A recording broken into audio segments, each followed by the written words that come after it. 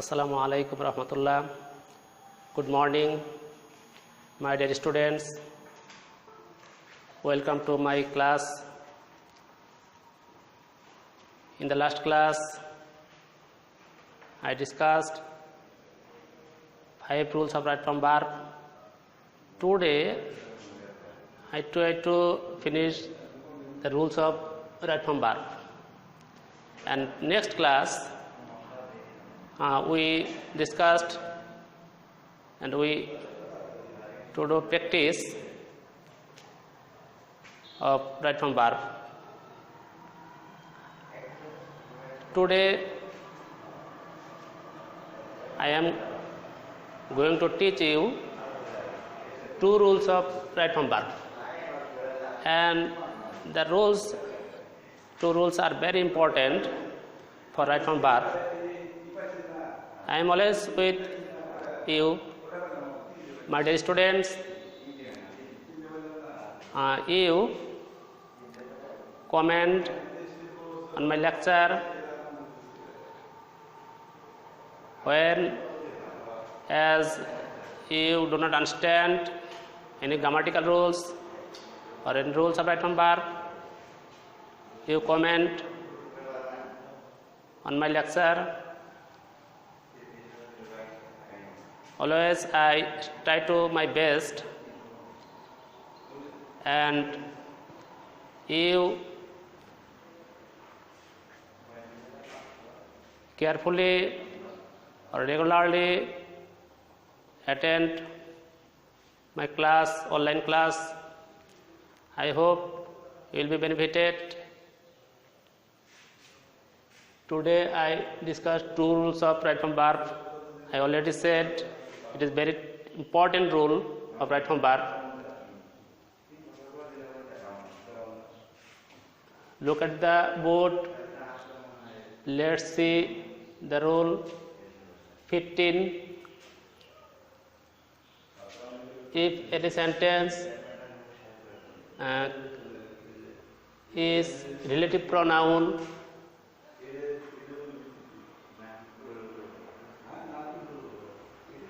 you have to do relative pronoun. At first you have to know relative pronoun. Which are relative pronoun?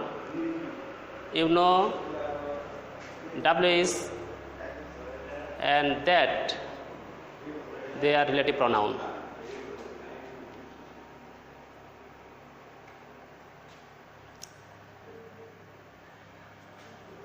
You do not have to answer to see the relative pronoun. You have to see before relative pronoun.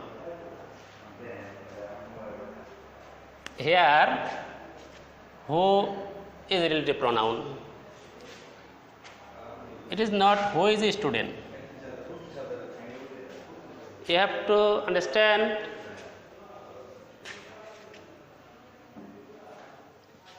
before relative pronoun. Here who is a relative pronoun, and before who we say a subject I. I again say here who is a relative pronoun,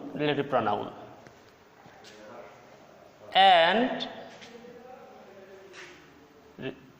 before relative pronoun there is a subject I, and it is I who be a student. We know that be verb I add am.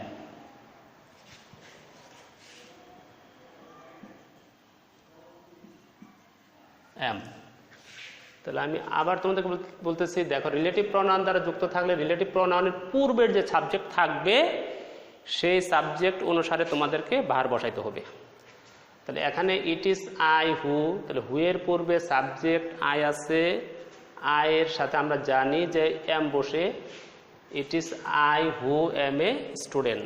আমরা এরকম বলবো না যে it is I who is student, এরকম বলা যাবে না। তাহলে আমরা দেখলাম যে রিলেটিভ প্রনাউন এখানে এর পূর্বে সাবজেক্ট আই আছে, আই অনুসারে তোমাদেরকে বার বসাতে হবে। এখানে দেখো আয়ের সাথে আমরা জানি যে বি বার এম হবে আয়ের সাথে। And let's see next example, idle persons who kill their time are burden of society. অলস ব্যক্তি যারা সময়কে নষ্ট করে তারা সমাজের বোঝা। তাহলে আমরা এখানে যদি দেখি সহজে বুঝতে পারলাম যে এখানে হু হলো রিলেটিভ প্রনাউন।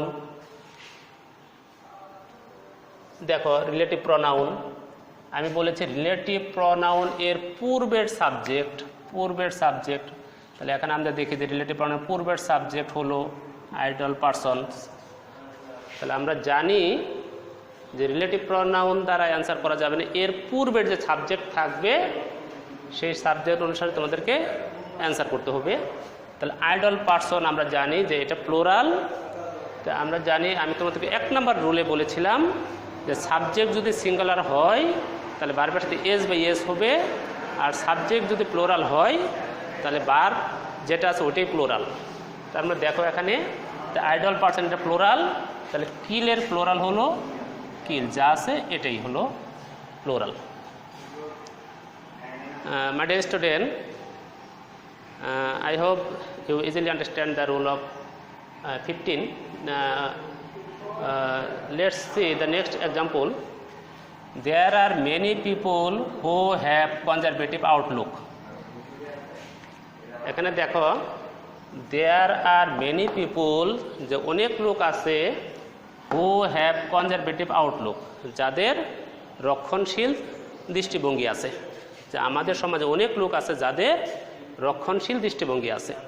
তাহলে আমরা এখানে সহজেই বুঝতে পারলাম যে হু এখানে রিলেটিভ প্রনাউন, এবং এর পূর্বে তোমরা দেখো সাবজেক্ট হলো মেনি পিপুল, এবং সবাই জানো যে এখানে মেনি পিপুল হলো প্লোরাল। আর আমি আবার তোমাদেরকে বলেছি যে প্লোরাল হলে ভার্ব প্লোরাল হবে, আর সিঙ্গুলার হলে ভার্ব সিঙ্গুলার হবে। তাহলে মেনি পিপুল এটা হলো প্লোরাল সাবজেক্ট, তাহলে আমাদের ভার্বটা প্লোরাল হবে। আমরা সবাই জানি যে হ্যাভ এর প্লোরাল হ্যাভ, এটাই হলো প্লোরাল হ্যাভ। জানো যে হ্যাভ এর সিঙ্গুলার হ্যাজ, যেহেতু এখানে মেনি পিপুল হলো প্লোরাল, অতএব আমাদেরকে প্লোরাল বার করতে হবে। হ্যাভ এর প্লোরাল হলো have. My dear students, I discuss rule of right from verb 15, যে রিলেটিভ প্রনাউন দ্বারা বাক্য যুক্ত থাকলে রিলেটিভ প্রনাউনের পূর্বের যে সাবজেক্ট আছে সেই অনুযায়ী তোমাদেরকে বার বসাইতে হবে। And it is very important rule of right from verb. আমি আবার একটু বলবো যে এখানে হু হলো রিলেটিভ প্রনাউন, এর পূর্বে আই আছে, আয়ের সাথে জানি আমরা এম বসে, এরপরটা দেখো হু আছে, এরপর আইডিয়াল পারসনস এটার সাবজেক্ট, এটা প্লোরাল, অতএব কিলের প্লোরাল কিল। এরপরটা দেখো দেয়ার আর মেনি পিপুল হু, এখানে দেখো হু এর পূর্বে মেনি পিপুল আছে, মেনি পিপুল প্লোরাল। আমরা জানি যে প্লোরাল হলে সাবজেক্ট ভার্বটা প্লোরাল হবে, এখানে হ্যাভ এটার plural have. My dear students, now we let's discuss the rule of 16. Look at the board, and it is very important rule, and I try to the next final rule of right from verb.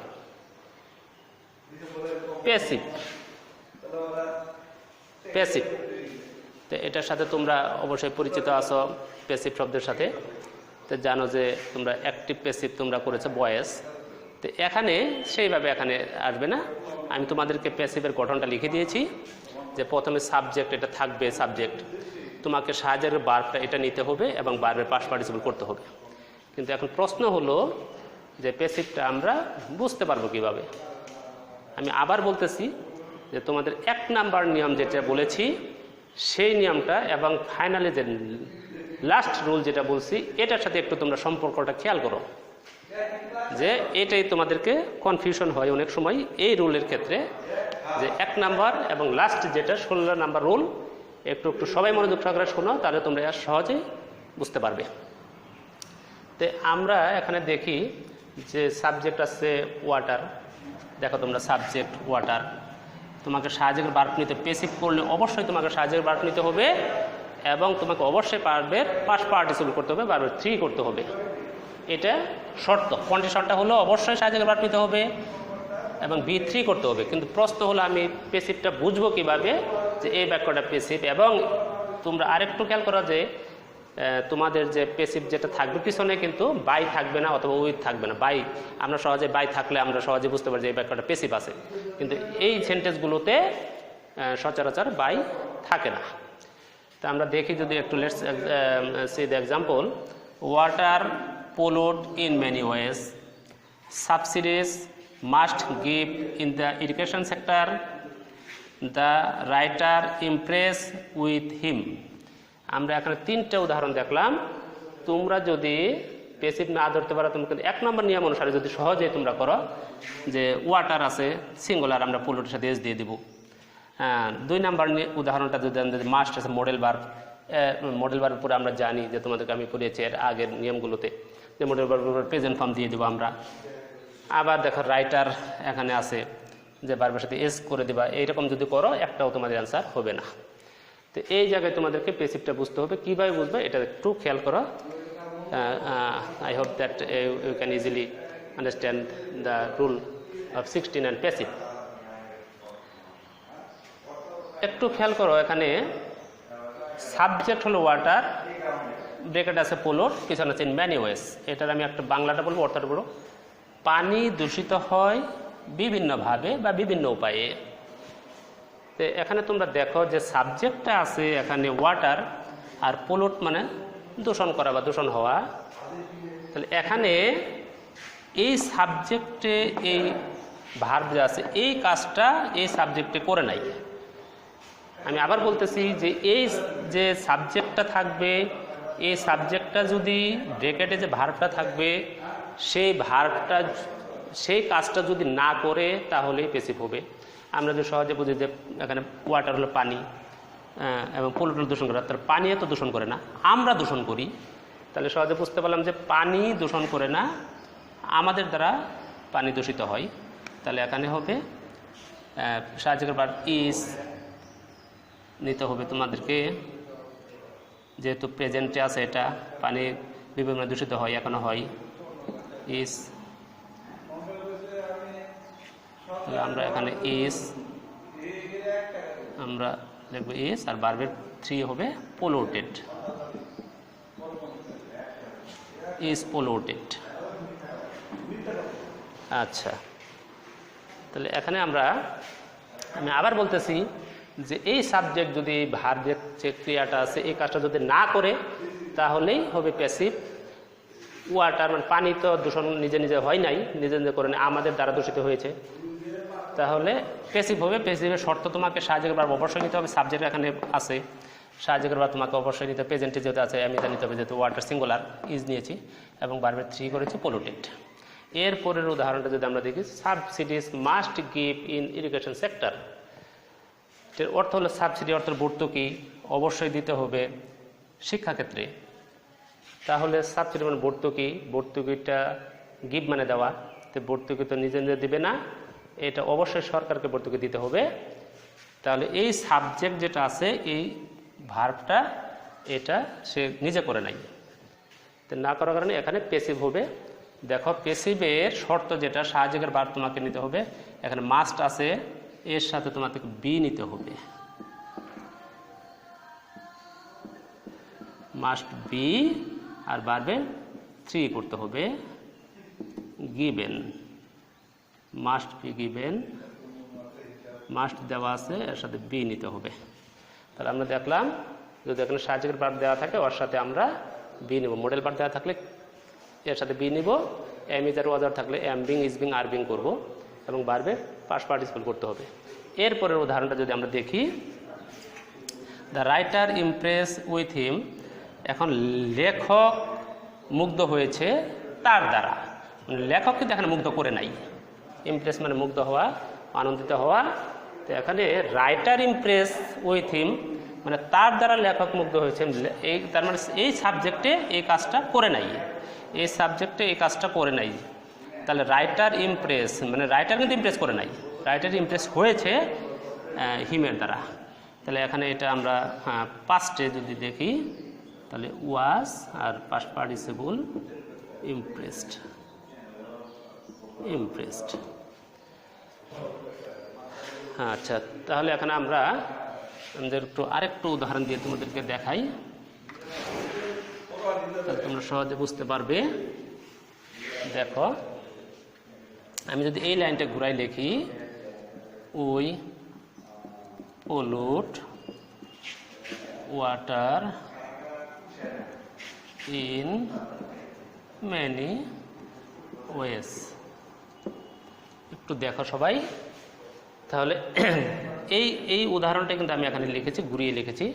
দেখেন এখানে we pollute water in many ways. তো এই উদাহরণে তোমরা দেখো, এখানে মানে পোলুট মানে দূষণ করা, কারা দূষণ করে? আমরা দূষণ করি। এটা কিন্তু পেসিভ হবে না। এখানে কিন্তু পানি নিজে নিজে দূষিত হয় না, আমাদের দ্বারা হয়েছে, কত পেসিভ। এই সাবজেক্ট এই কাজটা করে নেয়। এখন কিন্তু এই যে ভার্বটা আছে, এই ভার্বটা কিন্তু এই সাবজেক্টে করছে। তার মানে পোলুট মানে দূষণ করা, দূষণটা কে করেছে? আমরা করেছি। তাহলে এখন যদি আমরা করি, তাহলে 1 নম্বর নিয়ম তোমাকে মনে রাখতে হবে যে 1 নম্বর নিয়মে যে সাবজেক্ট যদি প্লোরাল হয় তাহলে বার প্লোরাল হবে। তাহলে পোলুটের প্লোরাল পোলুট। এই my dear students, today I discussed 2 rules of right from verb, and I already said these 2 rules are very important for right from verb. And finally, the 16 rule of 16 is very important of right from verb. My dear students, I have already taken 4 classes of right from verb, and I discussed rules of right from verb 16. And if you learn or memorize the rules of right from verb that I teach you, 16 rules, you can easily answer the right from verb in the examination. And next class we practice from the book, and I hope if you with me and